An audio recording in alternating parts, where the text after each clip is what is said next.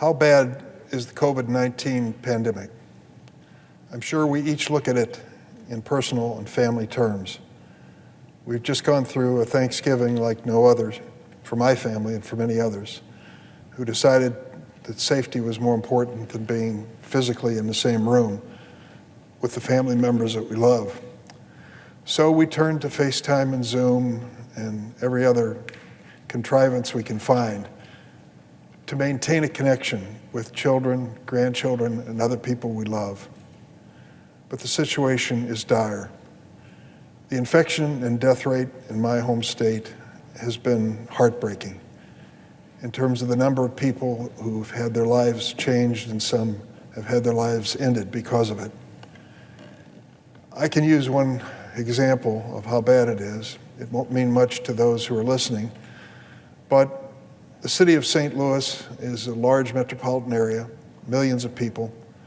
I grew up nearby on the Illinois side of the river. One day last week, the St. Louis hospitals were unable to take a COVID-19 patient.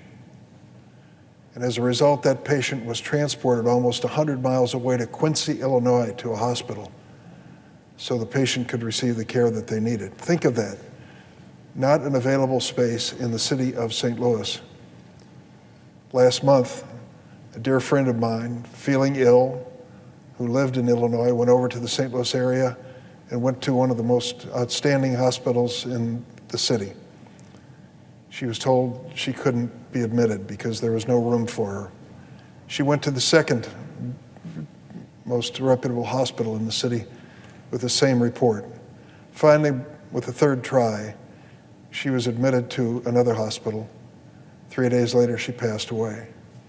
In a desperate situation, she was turned away from 2 major hospitals because they didn't have room. So we can argue long and hard about the danger of this COVID-19, whether it is something to take seriously or not, and there are still those who insist it is not. But we can't escape the reality that 13 million Americans have already, 13.5 million have already been infected with the COVID virus, and over 267,000 American lives have been lost. My heart goes out to those families, their loved ones, some of whom were my friends, and one very close friend who've lost their lives. And for all of those who are fighting COVID-19 today, including members of Congress, I wish them well, Godspeed, get well and come back and join us in a positive way. As the number of infected Americans continues to rise, it is vital that we continue to take safety precautions, social distance, wearing masks, staying home as much as possible. I'm worried about the health and safety of our country, but I'm also worried about the millions of Americans who find themselves in dire straits as economic impact of this pandemic lingers. I think of some of the restaurants in Chicago and in my own hometown that I've visited with my wife from time to time. They're gone. They're not going to return. And sadly, every day decisions are being made by businesses just like those that they just can't continue to lose money. It clearly is a call to action for Congress to do something. Some choose to focus on the status of the stock market, indexes, or monthly job reports as proof the economy is recovered. In fact, I met with a group of senators from the other side of the aisle who said it is the dominant opinion of the majority of Republican senators that we don't need a stimulus, that we have recovered, we're on our way. I don't see it that way at all. I think we clearly need to breathe life into this economy that reaches families, neighborhoods, communities, and towns. The Wall Street Journal and the Dow Jones Average are interesting to read, but for most Americans, it's not part of their regular life experience. It's just a question about whether or not they can keep their family-owned business open, or whether or not that store or that restaurant that they always valued as part of their community is gone forever. We know the stock market or a single jobs report are not reliable measures of the economy's overall health. The fact is, too many Americans are still living life on the brink. Look at the long lines of people in their cars waiting for food, spending hours of their day trying to get a donation of food. some of them embarrassed by the experience, though they should not be. It reflects the reality of what life is like for many people who just a short time ago were volunteers at that same food bank or contributed to it. They're waiting anxiously for relief and wondering, incidentally, if Congress even knows it. We set a record of 88,000 Americans hospitalized last Tuesday, a week ago. 1/4 of our hospitals are reporting critical shortages of doctors and nurses who have been fatigued with months on the front lines. I can't help but be personally moved by these doctors and nurses who stand before us and talk about what it's like to be in that emergency room day after day after day. These are rock-solid professionals who've given their life to the medical profession. How many times have we watched them break down in tears as they tell us what they're going through? You talk about the emotional stress that we face, the depression we face, having to stay home and away from our friends and family.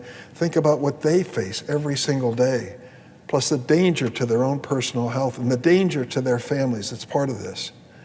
It really begs for us to take this much more seriously here on the floor of the United States Senate. In the weeks leading up to Thanksgiving, 1 in 8 Americans, 26 million, didn't have enough to eat. Millions of Americans are claiming some form of unemployment insurance. If we do nothing in the Senate, other than to act on the executive calendar, which the Republican leader referred to this morning, the day after Christmas, 12 million Americans will be cut off entirely from unemployment assistance. 12 million. And if we don't do something, those families will be in a desperate situation. If Congress fails to act, that day is going to be an ominous, dark day in our history. The issues facing our state and local governments, who are at the forefront of combating this crisis, continue to be a priority. Their budgets are being hammered by shrinking revenues, and without additional aid, many will have no choice but to either cut important services that many rely upon or raise taxes on families already hard hit. We must take action to protect our state and local government workers, the firefighters, the teachers, the first responders. In the coming weeks, as many as 30 million Americans are facing the risk of eviction without additional help. Merry Christmas, you've been evicted. Just a few weeks ago, nearly 12 million Americans indicated they would be unable to pay their rent or mortgage in December. Where will they go? Housing assistance that helps keep families in their homes during this public health crisis as we move into winter months has to be a top priority. For those who are saying that we are out of the woods, we don't need a stimulus, look at those numbers on the Dow Jones Index, I ask that you tell that to 20 million Americans receiving unemployment today, or the countless small businesses that are facing closure. There's still a lot of hurt out there, and we need to get more relief out to those who need it. News of the COVID vaccine development is promising, but we are many months from building up the immunity that we need. In the meantime, we must confront the virus with investments in testing, tracing, and healthcare. I want to, at this point, say a word about an effort that was announced this morning that I've been part of for several weeks. There's a bipartisan group of senators and congressmen who have been talking about the very issues that I raised in this speech. I can't tell you how many hours they put into it. We have a group of 8 senators, 4 Democrats and 4 Republicans on this side of the rotunda, and a similar group on the other side of House members who have been trying to find a bipartisan path out of this current situation. I want to salute them. On the Democratic side, I want to thank Mark Warner of Virginia, Joe Manchin of West Virginia, and Jeanne Shaheen of New Hampshire. It's been my honor to sit at tables and on Zoom calls hour after hour after hour as we hash through some of the difficult choices that need to be made. On the Republican side, I want to thank Susan Collins, Lisa Murkowski, Bill Cassidy, and Mitt Romney. They have put as much time as I have and many times more in this effort to bring us to a point where we can offer a solution. They have announced this morning that they have come to a conclusion that the spending part of this is going to be manageable, doable on a bipartisan basis, and should be called on the floor for passage. I will tell you that the $908 billion package that they put together is not what I wanted. I believe there should be dramatically larger amounts put into this effort. But there are some on the other side of the aisle who believe that little or nothing is needed. They have tried to find a middle ground, and I believe they have, with the $908 billion. The way it's allocated across the board and the draft framework hits the major elements that we need to act on before we go home for Christmas in this month of December. I'm not happy with a lot of these figures, but that's what it's all about in this world of the United States Congress. You come together willing to sit down, listen to the other side, and if necessary, compromise, so that at the end of the day, you have something to show for their efforts. The reason I didn't participate in the press conference this morning is because at the very end, an issue came up which I believe is really so important that it has to be resolved and resolved fairly. And that's the issue of immunity from liability. Many of us believe that businesses, most businesses, are doing everything they can think of to keep their employees and their customers as safe as possible. And I salute them for that. But many of them as well believe that we need to have standards that they can live up to. So if they're ever challenged by an employee, by a customer, or even in court, they can turn to a standard of care and point that they did everything that they could be expected to do at that moment in time. I believe that that is a good defense and always has been to any accusations of wrongdoing.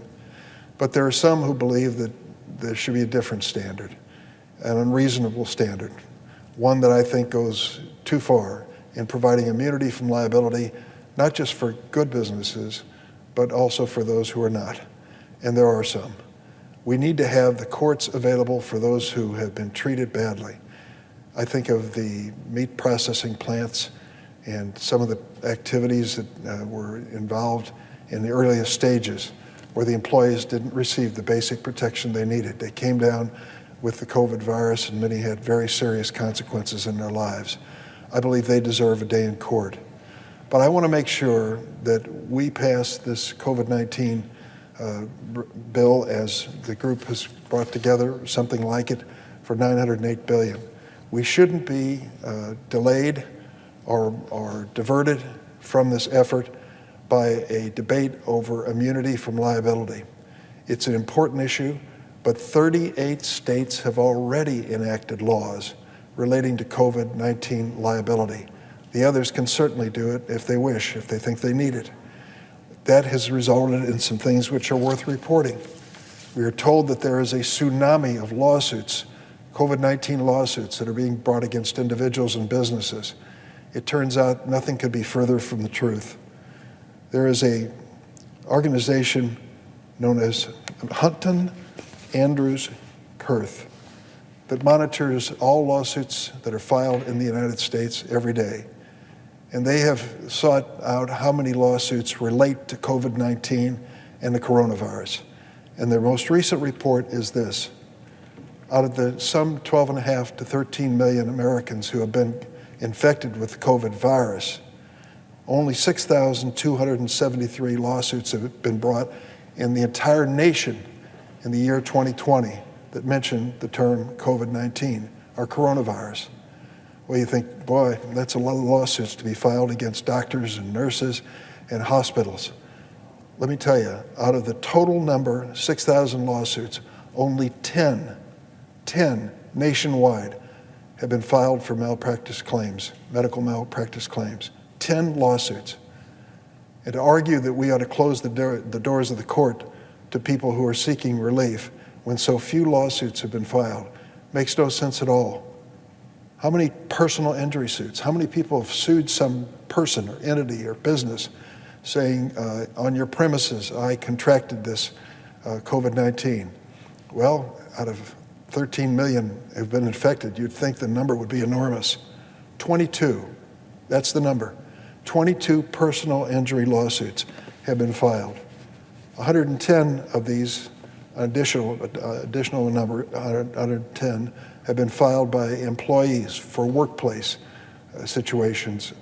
And out of all these lawsuits in the United States of America for malpractice, personal injury, and workplace complaints, we are 142 lawsuits nationwide. Why would we hold up the $908 billion economic relief over this phenomena? You want to know where most of the lawsuits are being filed? Most of the lawsuits are being filed between businesses, as well as businesses versus their insurance companies, and prisoners who are petitioning the court for release from what they consider to be dangerous circumstances. Those are the lawsuits that make up the bulk of the cases that have been filed so far. There is no tsunami of lawsuits. The states are handling this matter responsibly and effectively, and there's no indication that our tort system in this country needs to be dramatically changed. That is why I really withheld my attendance this morning at this press conference. They have not agreed, the group has not agreed on the basic issue of liability, but there were statements that were being made that I could not agree with, and I didn't want to suggest that I did, and that's why I didn't attend.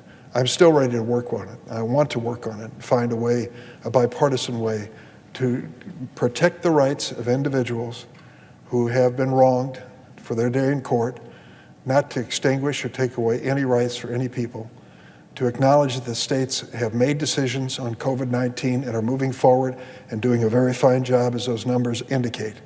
Let us not make the best the enemy of the good. For those Republicans who believe that the Cornyn bill on liability is an essential part of this package, do not deny unemployment insurance and help the small businesses across America, because we need to fight out this battle. If the Democrats had insisted that we would have no COVID-19 bill unless we had minimum wage legislation or family leave related to economic circumstances, you'd say, why don't you save that debate for another day? We don't need it at this moment. We do need it as a nation, but not at this moment. At this moment, we need to pass emergency assistance to the families and businesses across America. I salute my friends who were part of this effort, this bipartisan effort. I'm glad that I spent the time that I did, and I'm still ready to work some more. We can come to a conclusion, and we must. For the United States Senate to finish this month without dealing with this very basic COVID-19 relief package is fundamentally wrong. It is the highest priority for families and businesses across America, and we owe them nothing less. I yield the floor.